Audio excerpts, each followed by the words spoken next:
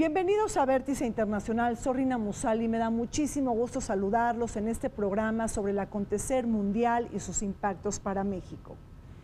Iniciada la séptima ronda renegociadora del Telecán del Tratado de Libre Comercio de América del Norte, ponemos nuestra mirada en esta cita decisiva y determinante que marcará el futuro económico y comercial de la región. En este contexto nos preguntamos sobre las claves de la relación económica y comercial entre México, Estados Unidos y Canadá, los asuntos contenciosos y los temas más irritantes de esta nueva ronda de renegociación, así como la asignatura pendiente de la economía mexicana de una necesaria diversificación.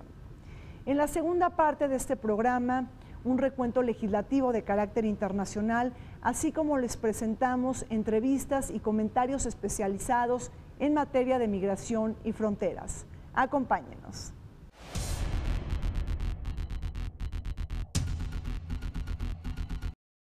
Del 17 al 21 de noviembre de 2017, se realizó en la Ciudad de México la quinta ronda de negociaciones del Tratado de Libre Comercio de América del Norte, en la cual se concretaron detalles técnicos del acuerdo.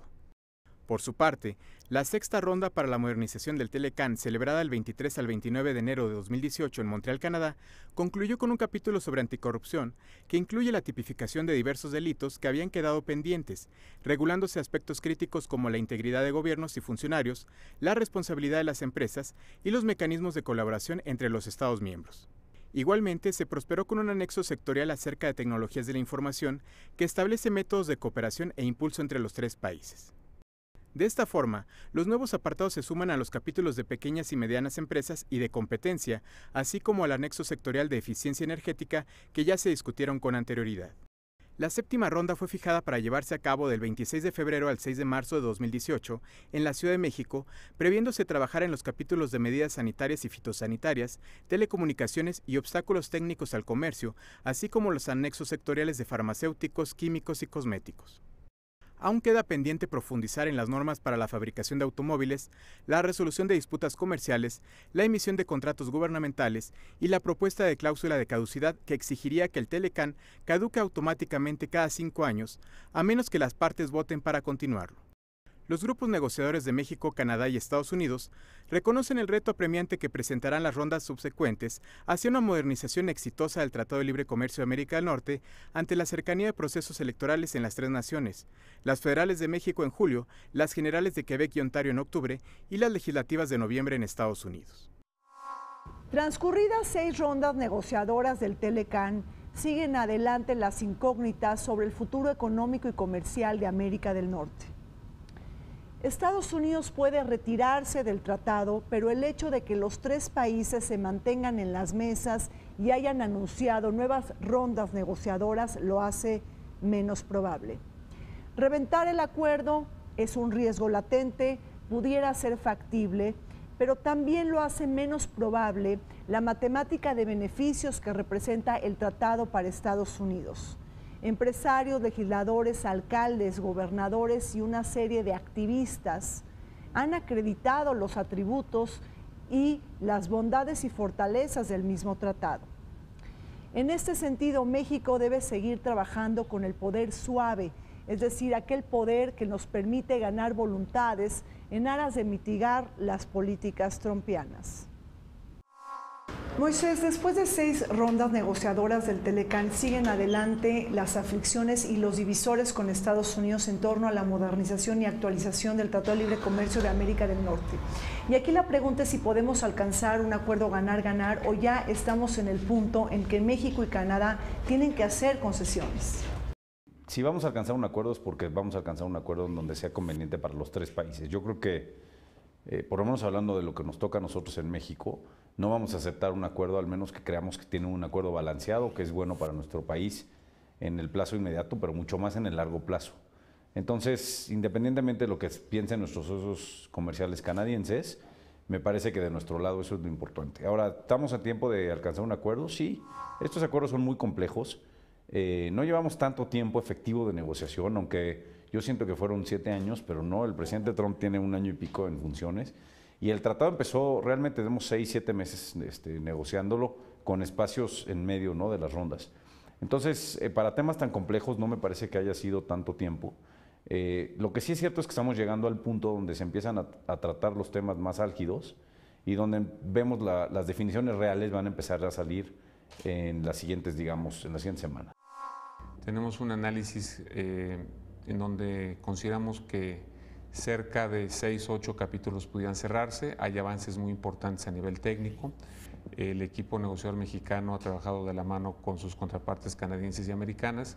Sin embargo, existen todavía los famosos 5 temas controversiales en donde pareciera que son los temas a nivel político que escapan a lo que sería una negociación propiamente comercial y en donde de alguna manera pues bueno, ha habido fuertes diferencias en la visión de cómo entender el comercio, si una visión de déficit o de superávit o una visión de cómo tener un encadenamiento de producción de bienes de manera conjunta. Estados Unidos necesitan reducir su déficit y nosotros somos el cliente menos fuerte para que ellos avancen en ese sentido, porque nuestra fuerza no es comparable a la de China, ni a la de la Comunidad Económica Europea, ni siquiera a la de Japón. Entonces somos la parte débil. Siendo la parte débil, probablemente a nosotros nos fuercen a hacer más ajustes de los que se esperan de otros países. Pero las relaciones comerciales México-Estados Unidos están fijados en una interdependencia en donde los superávits que tiene México usualmente vincula a empresas norteamericanas. Recuerden ustedes, el grueso de las exportaciones mexicanas son maquila. Maquila donde están empresas norteamericanas. Entonces, cualquier renegociación del tratado va a involucrar pesadamente a muchas empresas e intereses norteamericanos. Recordemos la carta enviada por Greg Abbott, el gobernador de Texas, al representante comercial de Estados Unidos, Robert Lighthizer, en la que señala que el acuerdo tripartita ha sido una bendición para Texas y que casi 1 millón de empleos dependen del libre comercio con México. Otro actor que ha buscado disuadir a los detractores de la furia nacionalista y proteccionista en Washington ha sido el cinturón agrícola y maicero que lo conforman 12 estados de la Unión Americana, quienes en su mayoría votaron por Donald Trump, como Iowa, Nebraska, Kansas y Michigan. Precisamente el corazón agrícola estadounidense ha alzado su voz para no cancelar el Telecán, pues México es el principal cliente de compra de granos y temerosos se muestran de que nuestro país reemplace sus productos con el maíz amarillo de Brasil y Argentina. El mismo Sonny Perdue, el secretario de Agricultura de Canadá, ha señalado que Trump está reconociendo los beneficios del acuerdo en materia agrícola. Hablando un poco de la necesidad de flexibilizar posturas, Estados Unidos también tiene que ceder, es decir, gobernadores, empresarios, legisladores, activistas y sobre todo este cinturón agrícola en Estados Unidos, el cinturón del maíz, que muchos votaron, estados que muchos votaron por el Partido Republicano que están pidiendo y defendiendo el Telecán. Lo que se ha planteado como punto de partida es lo que hemos logrado en esos 25 años. Mucho ha cambiado la región de América del Norte, especialmente México, y es una potencia manufacturera, pero también es una potencia agroalimentaria, no solamente en términos de expansión, producción, exportación, pero también como comprador. México es de los principales compradores de granos de Estados Unidos, y si tú recuerdas, una buena parte del sector agroalimentario en Estados Unidos, la American Farm Bureau, ha sido muy vocal en términos de la importancia de mantener el tratado, no recientemente, sino desde que Trump insinuó esta posibilidad. El año pasado el sector privado tuvimos 250 reuniones de cabildeo.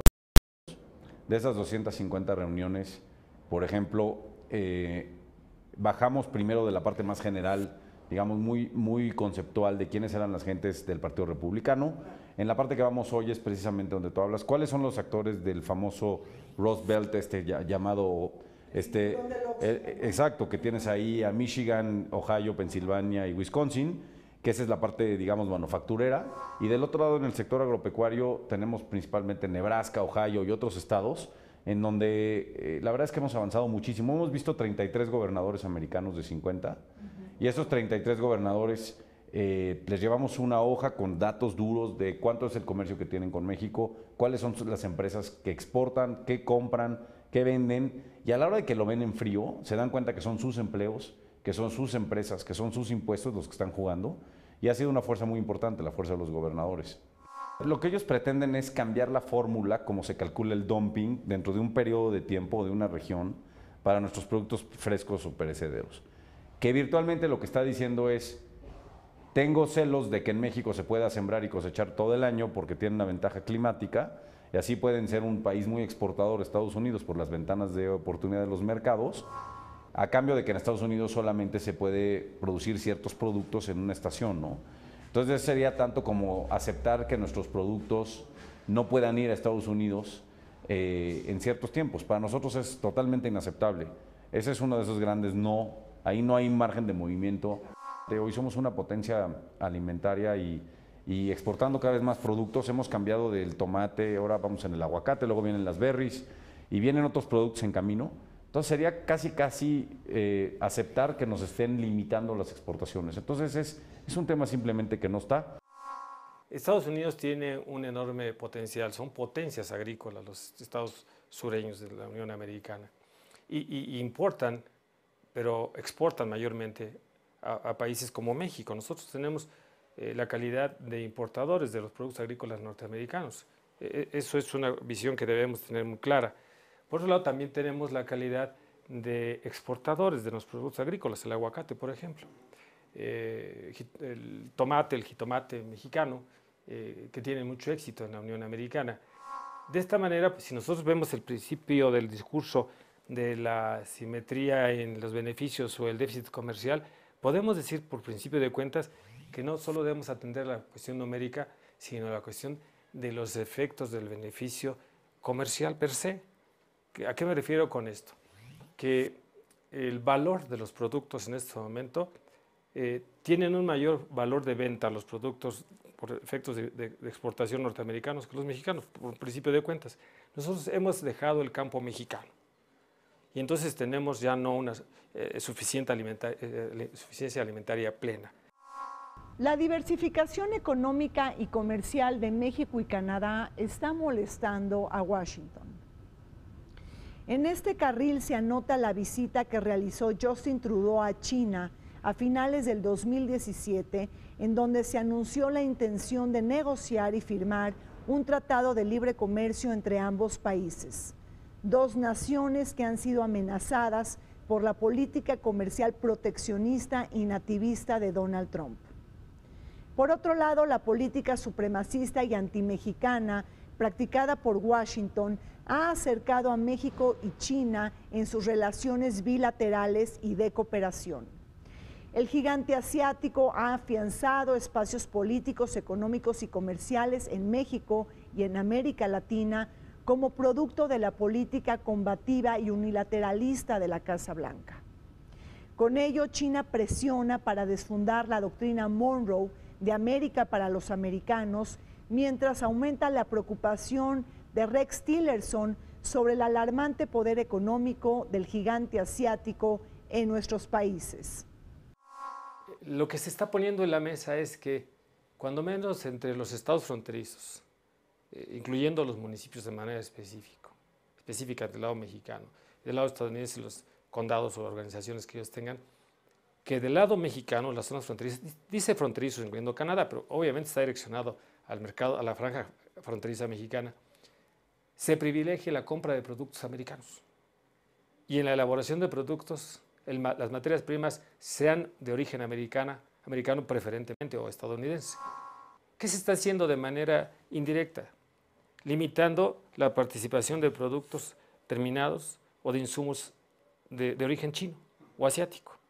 Entonces ellos tienen un problema con un competidor de peso completo, ese China, y de manera indirecta están queriendo limitar sus entradas, las entradas de ese competidor a través de esas medidas en contra de la economía mexicana. Ante los vacíos dejados por Donald Trump, China ha entrado de lleno en el terreno del comercio internacional. México y Canadá, dos países socios de Estados Unidos en el Tratado de Libre Comercio de América del Norte, se han visto golpeados y han padecido la decisión unilateral de Donald Trump de abandonar el TPP o el Acuerdo de Asociación Transpacífico. En ese sentido, China busca vincularse más y acercarse más a muchos países de esta alianza comercial.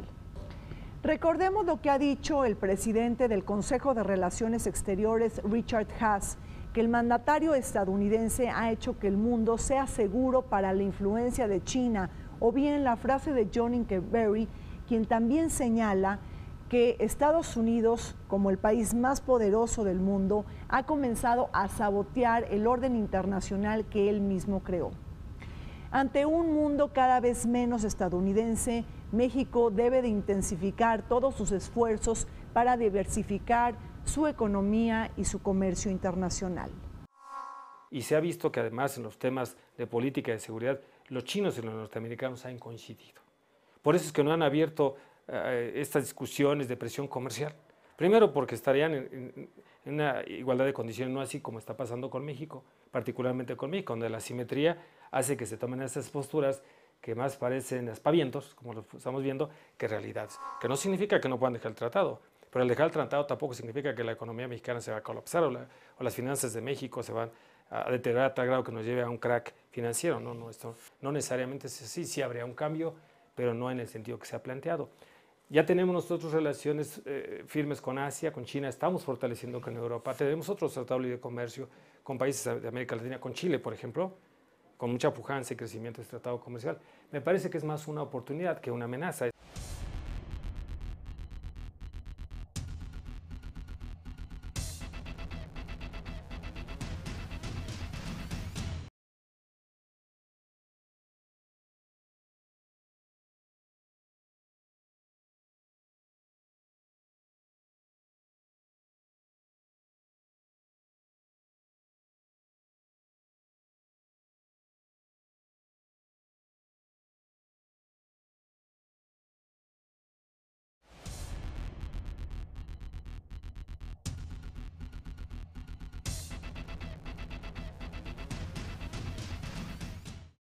En el contexto de la sexta ronda negociadora, Donald Trump irrumpió con declaraciones anti-mexicanas por la vía de la diplomacia tuitera.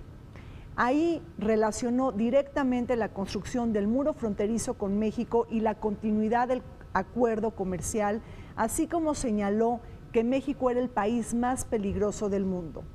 Las balas de su estrategia negociadora para desfundar y debilitar a su oponente y responder a su base electoral. Sin embargo, esta fue la primera ocasión que Donald Trump vinculó directamente ambos temas, la construcción del muro fronterizo con la continuidad del acuerdo comercial, pero también advirtió que de una u otra manera México pagaría la construcción de esta barrera física. Esta fue la primera vez que Donald Trump vinculó los temas del Telecán y el muro fronterizo y advirtió que México terminaría pagando de manera indirecta los costos de esta barrera física. Tengamos cuidado con los temas contenciosos del Telecán y las dosis de concesiones que México pudiera llegar a ofertar en el marco de la séptima ronda negociadora, porque un mal acuerdo pudiera acreditar y hacer que México de manera indirecta pueda pagar este muro que tanto hemos descalificado y rechazado. Donald Trump ha dicho que se debe tomar en cuenta, porque ya está en manos del Congreso, ya no está en manos del presidente, el tema de destinar recursos para construir el muro para garantizar la seguridad de la frontera. Ese es un tema que por otro lado implica, y en la mesa se ha puesto allá en Estados Unidos, Eduardo, ¿cuánto costaría el mantenimiento del muro, la vigilancia del muro? No solo los recursos para construirlo. Y ya hay congresistas, ya hay senadores que han dicho con todo razonamiento que este no es un tema de disponer de recursos y pensar que en un solo momento se resuelve el problema, lo pongo entre comillas, el problema migratorio asociado al problema de seguridad, o sea, generar una criminalización de la migración. Representa un gasto fijo en el presupuesto de los Estados Unidos que en este momento no tienen ni están dispuestos a proyectar, porque es pegarle a la única forma de ingreso de todo Estado. Los impuestos los acaba de bajar. Me parece que es un tema en donde claramente la postura del gobierno y del sector privado ha sido muy firme. México no puede ni siquiera considerar ese escenario o esa posibilidad, y menos a la luz de una negociación de tratado de libre comercio. No es parte de una negociación, sea con Estados Unidos o con cualquier otro país, eso no debe ser siquiera objeto de discusión. Y por el otro lado, pues está demostrado que pues bueno, México se ha caracterizado por tender puentes y no muros. Entonces, en ese sentido, me parece que cualquier propuesta pues, que pudiera siquiera insinuarse debe ser rechazada de tajo. Moisés, la prosperidad económica de México está completamente vinculada a la seguridad de Estados Unidos. Este mensaje ha sido acreditado y se ha puesto en juego en las negociaciones que tenemos con la Unión Americana. A nosotros nos toca desde la iniciativa privada realmente solamente ver la parte comercial, porque la parte de seguridad e inmigración la ve literalmente el gobierno mexicano. Nosotros no estamos en esas mesas.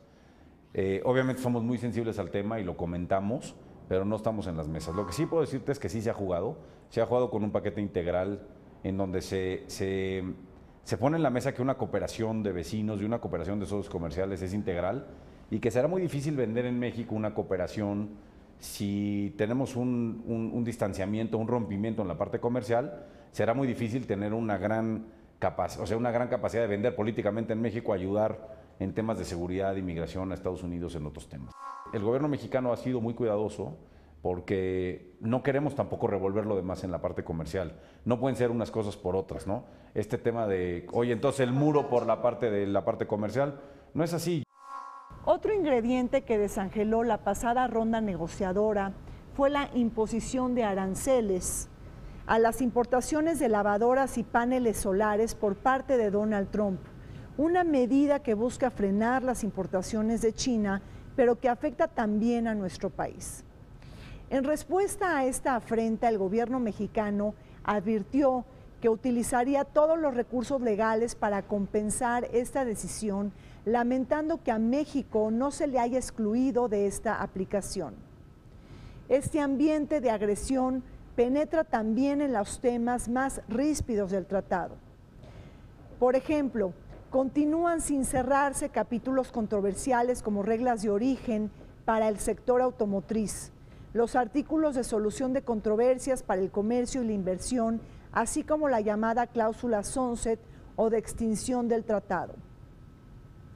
Pese a que ya existen entregables en 10 capítulos de los 30 existentes, la séptima ronda se antoja decisiva y definitoria sobre el futuro de América del Norte. ¿Cómo estás mirando todo este tema de la imposición de Estados Unidos a las importaciones de lavadoras y paneles solares? Esta era una medida directamente relacionada con China. ¿Por qué a México Estados Unidos no lo excluye de esta medida? Bueno, ahí habría que distinguir los procesos, ¿no? Uno es el proceso de modernización, renegociación del NAFTA, y otros son los procesos de remedios comerciales o de investigaciones en donde pueden culminar con la imposición de cuotas compensatorias por dumping o subsidios. En este caso, desde luego que pues, México no es el enemigo, por así decirlo.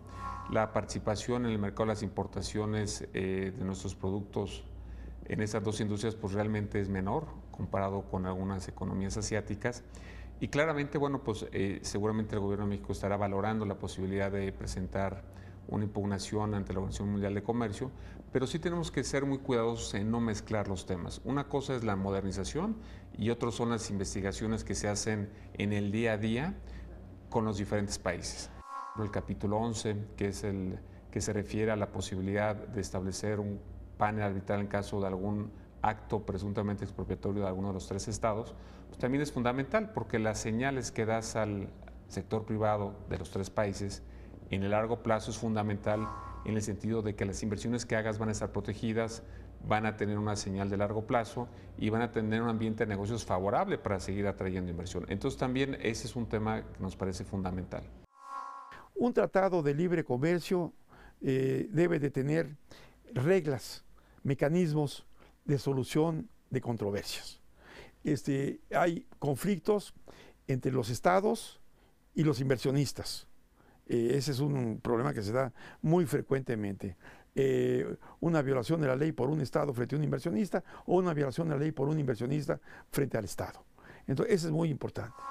Luego, violaciones flagrantes a lo que debe ser o como dice Trump, que a veces no lo aplican ellos, un tratado de libre comercio equitativo, significa que no puede haber mecanismos de dumping.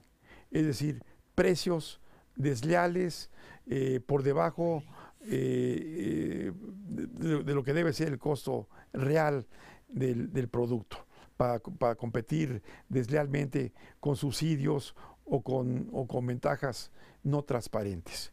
Entonces, esos mecanismos de solución de controversia contra prácticas desleales de comercio también debe de subsistir. La postura de Estados Unidos ha sido que se cree un esquema diferenciado de jurisdicción para la solución de controversias. Esto es que cuando se trate de empresas mexicanas o canadienses invirtiendo en Estados Unidos y exista un posible conflicto, esos conflictos se sujeten ante los jueces locales o federales de la Unión Americana, preestablecidos, o sea, de la jurisdicción común. Sin embargo, cuando se trate de empresas norteamericanas invirtiendo en México o en Canadá, entonces se establezcan tribunales ad hoc con jurisdicción internacional, lo que representaría la posibilidad incluso de que atraigan jurisdicción los propios tribunales americanos o establezcan las reglas de los tribunales americanos o creen reglas ad hoc específicas. Esto no puede ser, esto representa una desventaja a los tratados internacionales. Se celebran para crear reglas comunes, esa es su razón de ser. Aquí rompería todo principio del origen de un tratado internacional. Tenemos dividido en tres el capítulo de solución de controversias. Uno es el 11, que es el tema de inversiones, que es otra cosa, y el 19 y el 20, que son a los que te hace referencia tú. Realmente la solución de controversias para nosotros es la amalgama que acaba redondeando un tratado. Cuando uno arrienda un coche o una casa, pues hay una cláusula que dice, oye, si tú no cumples pasa esto y si yo no cumplo pasa esto. Pues ese es el capítulo 20.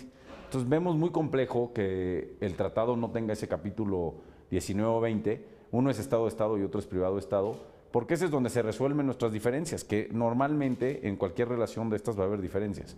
Nosotros creemos que tenemos que pasar por una solución de esas, tenemos que encontrar un balance ahí.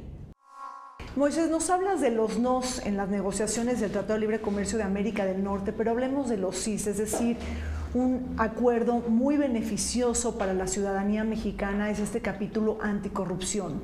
En ese sentido, tendrá dientes para frenar la corrupción, prácticas corruptas y sobornos, no solamente de los gobiernos, sino también de empresas. Por primera vez se pasó a un capítulo generalizado, como tenemos otros tratados como el TPP, a un capítulo muy específico donde dice, si una empresa está tomando ventajas comerciales sobre otra empresa a través de actos de corrupción, eso se puede llevar a una solución de controversias dentro del tratado.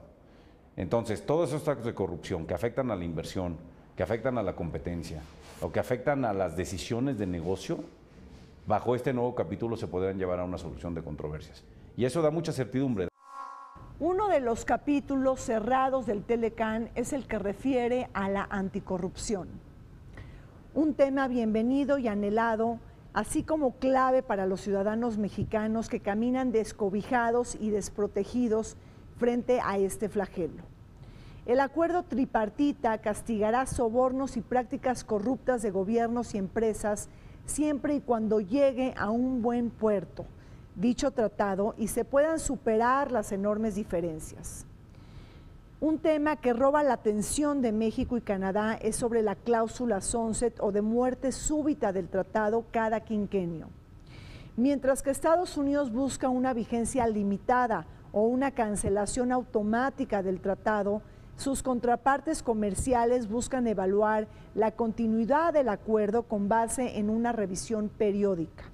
Incluso Canadá va más allá al establecer que dicho escrutinio lo pudieran realizar tanques de pensamiento y otras organizaciones a propósito de efectuar consultas públicas con los sectores involucrados. A mí me parece que hay que recordar que también hemos ido avanzando de manera importante. La línea discursiva de la administración Trump ha moderado considerablemente sus mensajes. Creo que ha sido muy eficaz el sector privado mexicano y el gobierno en la interlocución que tiene con sus pares en Estados Unidos. Ciertamente este tipo de cláusulas, yo he sostenido, no son ajenas a los tratados de libre comercio que México ha negociado en el tiempo, pero evidentemente son cláusulas de revisión, como el caso del Tratado de Libre Comercio México-Unión Europea, en donde revisas las áreas de oportunidad para robustecerlo, para ampliar la cobertura. Y esto, por ejemplo, debió haber sucedido con el Tratado de Libre Comercio México-Unión Europea, que hay una cláusula evolutiva o de revisión que desde el año 2003 señalaba que debía haberse iniciado un proceso de revisión para poder agregar temas agroalimentarios, temas de servicios, temas de inversión, propiedad intelectual. Y sin embargo, bueno, pues no estaban las condiciones dadas en aquel entonces, ahora lo están. Lo felicito por el posible cierre de negociaciones pronto, según nos ha informado el gobierno, pero lo cierto es que esta revisión debe ser una revisión que no implique una posibilidad de terminación o de falta de consensos. Ahora, con el Sistema Nacional Anticorrupción que se aprobó en México junto con el Telecán, pues realmente no va a haber ningún incentivo ni tolerancia a cualquier tipo de acto de corrupción. Entonces me parece que ese es uno de los integrales más importantes que ha habido en las primeras 6 rondas de negociación de este Tratado de Libre Comercio de América del Norte. El índice que mide la percepción sobre la corrupción nos ha llevado a lugares terminales, hemos retrocedido. Lugar 136 en la percepción. Nuestros socios comerciales, Estados Unidos y Canadá, en ese mismo índice son el 1 y el 2. Debemos reconocer tareas pendientes en el plano nacional y no podemos desatender los llamamientos de mejorar nuestros sistemas anticorrupción. Ya es momento de abordar con seriedad el abatimiento de la corrupción. Los Estados Unidos han planteado la posibilidad de que este tratado internacional no tenga una duración indeterminada o indefinida. Esto es, que pueda terminarse en cualquier momento. Por periodos de 5 años es lo que han puesto en la mesa, y que al terminar los 5 años se analice por parte de los Estados parte, Estados Unidos de modo particular, la conveniencia de continuar o no con el tratado o hacer las variantes correspondientes en el tiempo, ampliándolo o reduciendo en el tiempo. Este asunto no es necesariamente un asunto o un tema de ruptura en las negociaciones. Ya lo ha manifestado Canadá y lo ha manifestado México. ¿Por qué? Porque, Eduardo, la naturaleza de un tratado internacional es la voluntad de las partes. Esa es su razón de ser. Y ninguna parte está obligada de manera absoluta a permanecer en un tratado. En Estados Unidos, su sistema constitucional permite que el presidente de los Estados Unidos de América lleve a cabo la terminación de un tratado internacional mediante la denuncia sin que requiera la previa aprobación de su Congreso, de ninguna de las cámaras. De esta manera, el presidente Trump tiene una mayor holgura. El tratado como un todo sigue teniendo una posibilidad de riesgo. El presidente Trump podría decidir salirse de él. No hay que olvidar eso, porque el hecho de que se pueda salir del tratado implica que se perdería el todo contra estos puntos, ¿no? Entonces, ese balance es el primero que hay que mantener. En el segundo término, estas concesiones, no hemos conseguido un solo punto al día de hoy. No ha habido un movimiento, hemos sido muy claros en los puntos que el sector privado tiene en la mesa. Por ejemplo, el sunset con una muerte súbita cada 5 años. Nosotros hemos dicho, y el gobierno mexicano ya lo propuso en las mesas, una cosa es que haya digamos, una revisión de cuál es el estatus de la negociación, cómo están los números, y se propongan cambios al nuevo tratado a través de ministros, que puede ser positivo para que no nos pase lo que nos pasó en que tardamos 24 años en cambiar cosas, pero el hecho de que tenga muerte súbita se nos hace fuera de lugar. Desincentivaría la confianza de la inversión, porque 5 años es un periodo muy corto para inversiones que son de muy largo plazo, ¿no? Entonces, ese tema no nos parece bueno. Además, el artículo 2205 le da la posibilidad a cualquiera de los presidentes de poderse salir del tratado. No es aceptable que dentro de 5 años, pues lo que significa esa negociación, en 5 años termina y veremos si lo renovamos o no. Eso no es posible. Las ideas que ha planteado México y Canadá de que lo que se puede hacer es una evaluación para ver cómo ha avanzado, qué cosas caminan, qué hay que mejorar, pero no sujetar. Esencialmente un tratado de 5 años genera todo tipo de incertidumbre, y lo que un tratado debe de lograr es que no haya incertidumbre. Entonces eso es absolutamente no negociable. Para nosotros debe ser también no negociable que nos pongan cuotas para toda esta producción agropecuaria que va tan bien y que van a decir, oiga, pues solamente agropecuarios mexicanos en el invierno, cuando aquí no podemos producir, pero en el verano pues te limito, te restringo o te establece cuotas, eso debe ser no negociable. La séptima ronda negociadora del Telecán será determinante y decisiva para desatorar temas irritantes. La solución de disputas entre los inversionistas y el Estado no ha encontrado solución fácil entre diferentes partes. Es decir, ahí tenemos un espíritu unilateralista de Donald Trump que no le permite subordinarse a las decisiones de los paneles binacionales y cuyo interés estriba en que sus resoluciones o sus fallos no sean vinculantes. En el caso de las reglas de origen, también existen avances nulos. Aunque Canadá ha presentado una nueva propuesta y una nueva metodología para calcular la regla de origen, esta ha sido desechada por el representante comercial de Estados Unidos. México, por su parte, llega a la séptima ronda negociadora tratando de presentar una nueva propuesta de reglas de origen para el sector automotriz que va de la mano junto con la Asociación Mexicana de la Industria Automotriz, tomando en cuenta las nuevas tecnologías y la modernización del sector. Nosotros como sector privado, bueno, desde luego privilegiamos la posición de la Asociación Mexicana de la Industria Automotriz. Entendemos que es fundamental que no exista una modificación a cualquier regla de origen que pueda ser disruptivo en el proceso de encadenamiento productivo. Hay que recordar que la industria automotriz representa exportaciones de más del orden de 130,000 millones de dólares anuales. También es una de las industrias que representa mayor captación de inversión extranjera directa en la última década.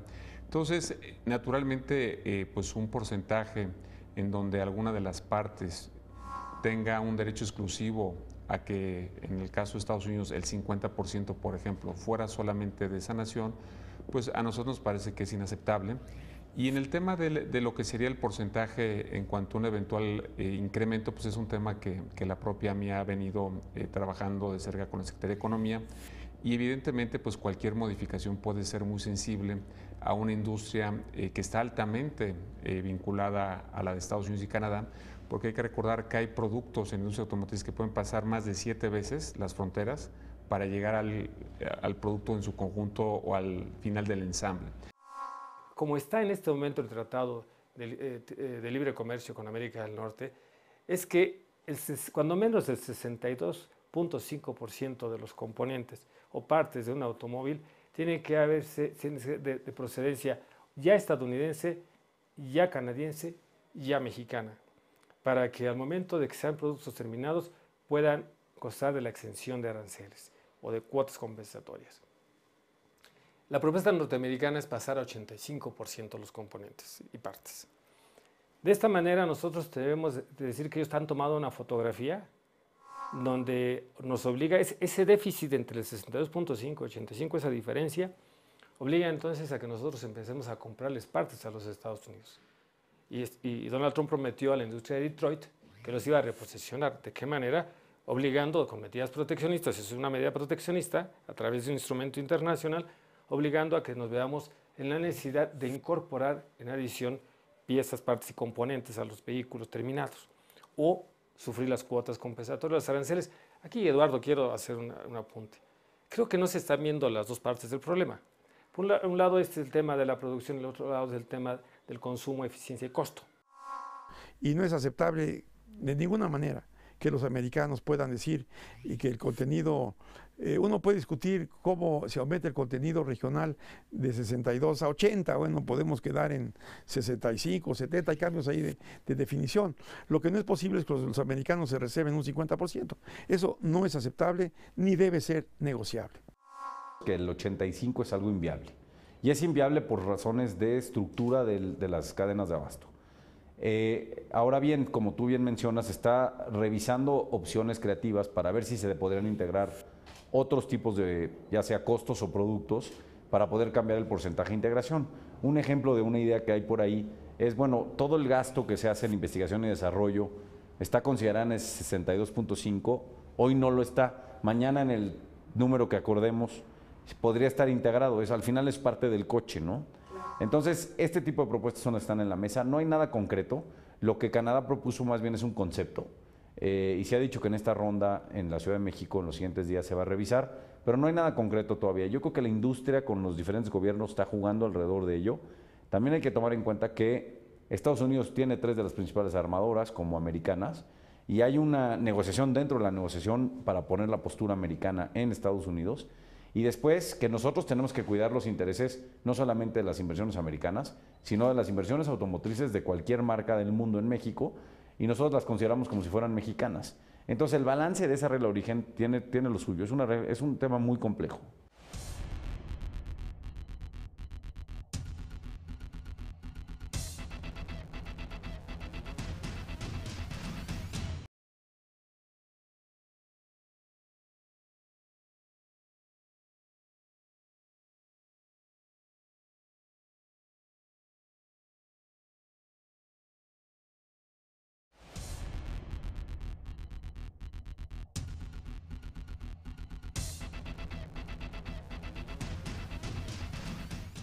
La asignatura pendiente de la economía mexicana frente al comercio internacional ha sido la divisa de la diversificación, una narrativa vieja y un anhelo tradicional que ha encontrado huecos a la hora de su materialización.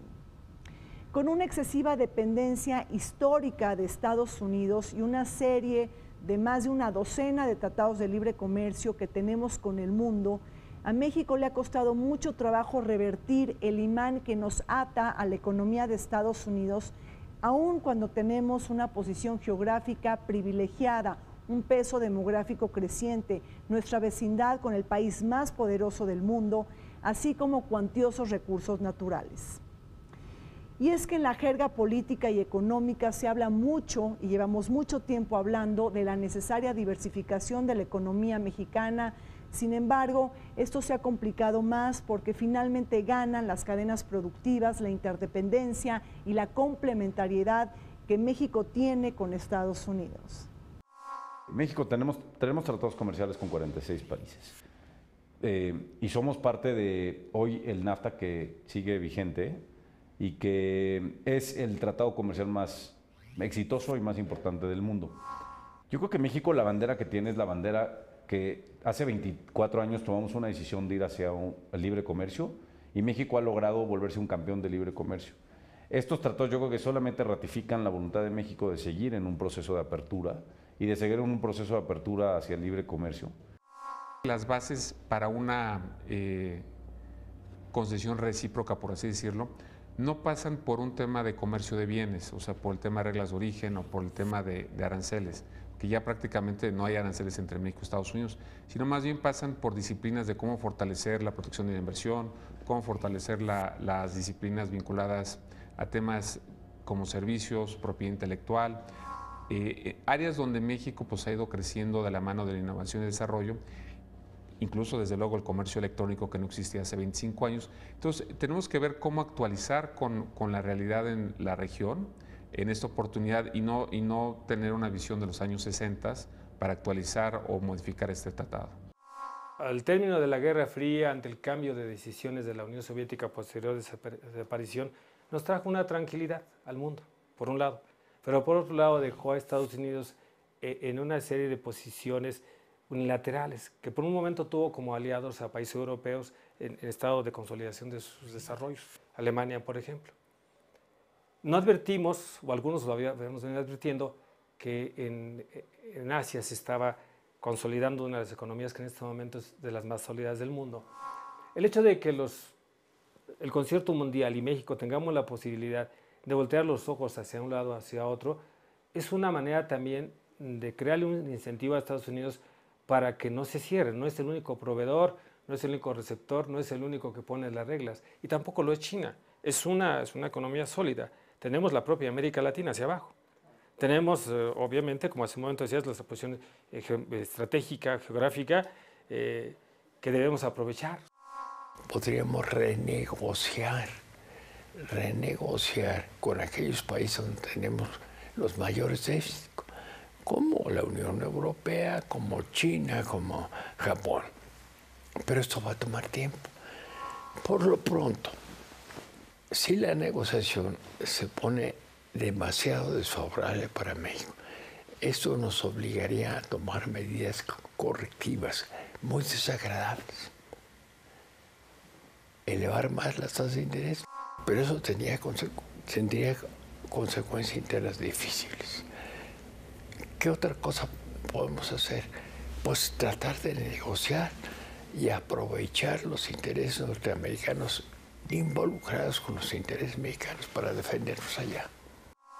México y Estados Unidos como socios, aliados y amigos ha sido la ecuación vulnerada por la llegada de la furia populista, nativista y proteccionista en Washington. En medio de las posiciones divergentes de favorecer políticas proteccionistas o aperturistas, México se ha abocado a abrir otras oportunidades de vuelo.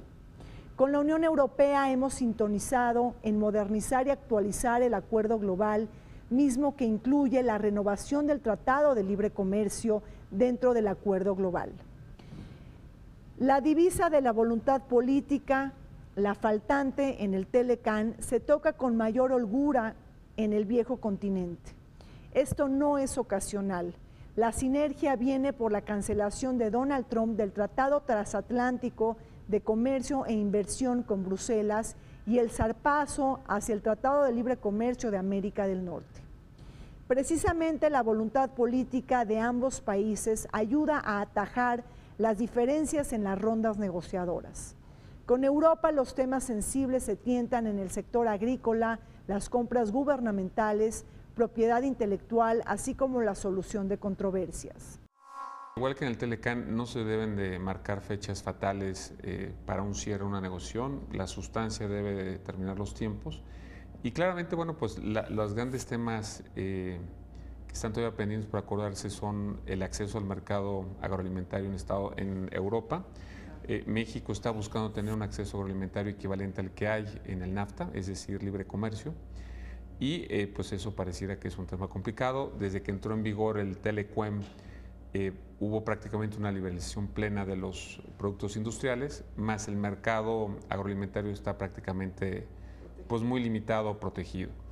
Por otro lado, también está el tema de las indicaciones geográficas, en donde Europa pues, ha desarrollado una serie de productos que busca que sean protegidos, en la parte de quesos, lácteos, vinos, cervezas, son más de 300 productos, en donde pues es un tema muy importante, no solamente por el tema de la producción de ese tipo de productos, sino de comercialización.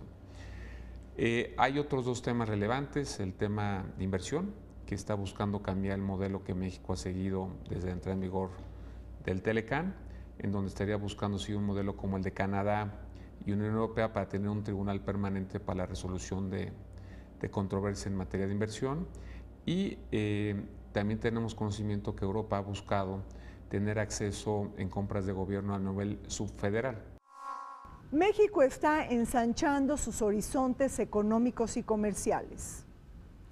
Ante la salida de Estados Unidos del TPP, nuestro país, junto con otros líderes de la región, han presionado para concretizar el TPP-11 sin Estados Unidos y firmar el Acuerdo Integral Comprensivo y Progresivo de la Alianza del Pacífico, el texto del acuerdo que se hizo público cuando Nueva Zelanda presentó su evaluación del pacto concertado entre 11 países. Este acuerdo, que deberá ser firmado en Chile en marzo del 2018, pudiera incluir en un futuro a Reino Unido, después de que este país abandone la Unión Europea. Tampoco podemos descartar, bajo las contradicciones y el grado de impredecibilidad de Donald Trump, que Estados Unidos se pueda adherir al tratado. Por su parte, no olvidemos los esfuerzos diversificadores de la economía mexicana, su acercamiento con Brasil y Argentina para comprarles maíz amarillo y reducir la dependencia que sostenemos con Estados Unidos, así como la posibilidad de que Canadá, Nueva Zelanda y Singapur ingresen como estados asociados a la Alianza del Pacífico. Bueno, a mí me parece que es benéfico para México en el sentido de que solamente hoy día tenemos un tratado de comercio con Japón, no tenemos ningún otro tratado con la cuenca del Pacífico, con los países del sudeste asiático, entonces me parece que es positivo. El balance me parece que también es positivo en términos del sector agroalimentario, ya que se abre finalmente el mercado japonés a los productos mexicanos, con la diferencia de que Estados Unidos no va a competir por ese mercado en condiciones preferenciales. Entonces eso, especialmente a Canadá y a México, nos pone una posición de privilegio, insisto, en la parte agroalimentaria, y también nos va a permitir vincularnos a economías que son dinámicas y que están vinculadas en una buena parte al mercado chino. Entonces hay una posibilidad de que las exportaciones hacia el mercado asiático sean mucho mayores. Hoy día están concentradas especialmente en China, después en Japón y en tercer lugar Corea del Sur.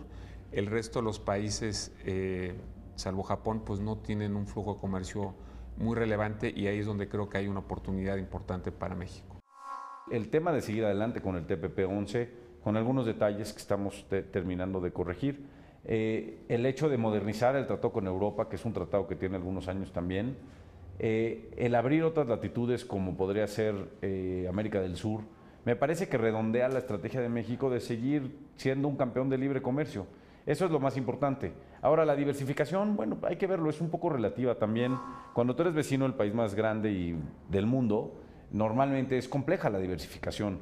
Yo creo que no nada más es la diversificación en números, sino le vas dando oportunidades a productos y a compañías que puedan ir a ver diferentes países, no solamente para exportar, también nos volvemos en un posicionamiento geográfico, una plataforma logística increíble para poder ser digamos, la liga entre Asia, Pacífico y América. Y no solamente en América para México y el norte, sino para el sur también. Entonces yo creo que esa parte estratégica está muy bien planteada, de forma muy interesante. Y bueno, estamos en este camino. A mí lo que más miedo me daría es que de repente nos aparezcamos un día y no sepamos cuál es el camino que queremos seguir como país, que creo que ya lo tenemos muy definido.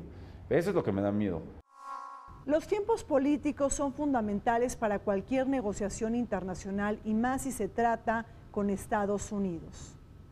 Ahí tenemos la celebración de las elecciones presidenciales de México, las legislativas o intermedias de noviembre de este año en Estados Unidos y las provinciales de Canadá, por ejemplo, aquellas elecciones o jornadas electorales que tendrán lugar en Quebec y en Ontario, que pudieran alargar el ambiente negociador. Y es que la incertidumbre se pudiera extender debido a las pausas electorales e incluso firmar el Tratado de Libre Comercio de América del Norte, el nuevo, el modernizado y el más actualizado, hasta el año 2019, tal y como lo señala el Washington Post. Más allá de esta coyuntura que está presionando la agenda económica de América del Norte, no olvidemos que el Telecan ha sido ampliamente beneficioso para los tres países, pero que también ha mostrado límites para el caso de México en materia de crecimiento de empleos y también de equidad social. Y es que el Telecan fue el instrumento que vino a formalizar la profunda integración que México sostenía con Estados Unidos. Los desajustes en el comercio internacional tienen que experimentar alguna corrección. Por el otro lado, yo creo, y de estos hemos podido ver en el desarrollo, que la terminación anticipada del tratado no es un issue. Podemos vivir con renovaciones de cada 5 años, de cada 10 años, o simplemente establecer periodos de revisión, o dar por terminado en 10 años si tenemos un mejor instrumento, ¿no? Lo cual no debe traer ningún problema de nerviosismo económico ni político, ni por supuesto de estabilidad jurídica. Ahí está la espada de Damocles de que a lo mejor ya no hay tratado, ¿no? Ese es un factor muy grande. Cada vez que una ronda termina bien, el tipo de cambio mejora, el mexicano, el tipo de cambio se aprecia. Cada vez que parece que algo va a fracasar, el tipo de cambio pues, se deprecia, ¿no? Entonces eso quiere decir que es muy sensible los mercados a lo que está pasando en esto. Yo creo que está bien que se plantee el gobierno mexicano y el canadiense y hasta cierto punto el americano de tratar de concluir un tratado para el 1 de julio, para quitar incertidumbres. Y que en México ya el tratado ya esté terminado cuando entre el nuevo gobierno electo, el nuevo presidente electo.